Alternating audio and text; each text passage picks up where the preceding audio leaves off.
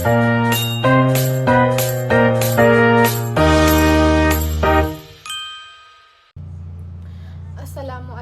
and good afternoon. My name is Mohana S. Ibrahim from BSSW1A, and this video is the explanation of why did I choose my mother as the recipient of my soap basket. And first of all, I choose my mother as the recipient of my soap basket kasi siya yung pinaka-important na tao sa buhay ko. Siya yung laging nandiyan sa akin, sa sayaman o sa hirap. Ever since bata pa ako, siya na yung nag-aalaga sa akin, nag-guide sa mga decisions ko, and nagsasacrifice para sa kapakanan ko or para ma-make sure na okay ako. And kung ano ako ngayon or kung sino man ako ngayon, siya yung dahilan. And for me, I owe my life to her.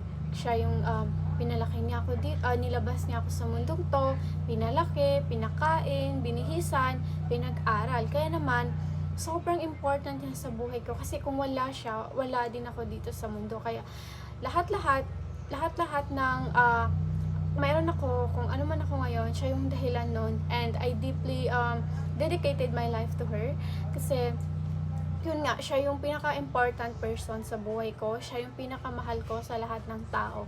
And I don't think I can live without her. So kaya naman gusto kong ipakita or iparamdam sa kanya na na-appreciate ko siya by giving her something na ako mismo yung gumawa, which is yung soap basket.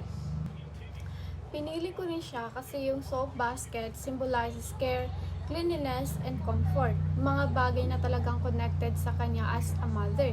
Kasi siya yung nagpapanatili ng kaayusan and kalinisan sa bahay namin.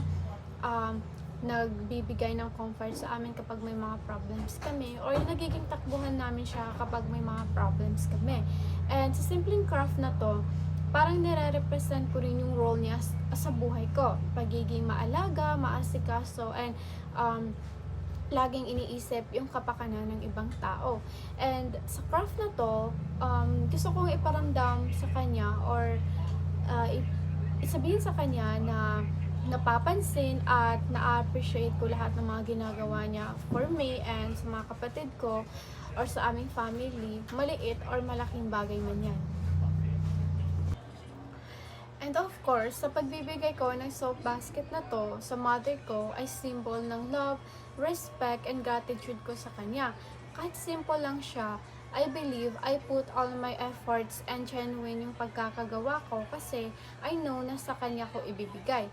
And also, gusto kong ipaalala sa kanya or iparamdam sa kanya na sobrang important niya sa akin kahit hindi ko man masabi personally kasi nahihiya ako. I hope I get to tell her that I love her so much by giving her my soap basket. And gusto ko na kaya ko binigay sa kanya kasi gusto ko na kahit sa simpleng gift lang is maramdaman niya na na-appreciate and mahal ko. Na-appreciate ko siya and mahal ko siya. And napaka-important niya sa akin.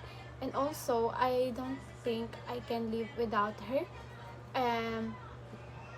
She's my treasure and everything. She's so dear to me. And na-appreciate ko lahat-lahat ng mga ginagawa niya siya sa akin, mga bagay na ginawa niya for me, yung mga sacrifices niya for me. Kaya yung soap basket na ginawa ko is for my mother.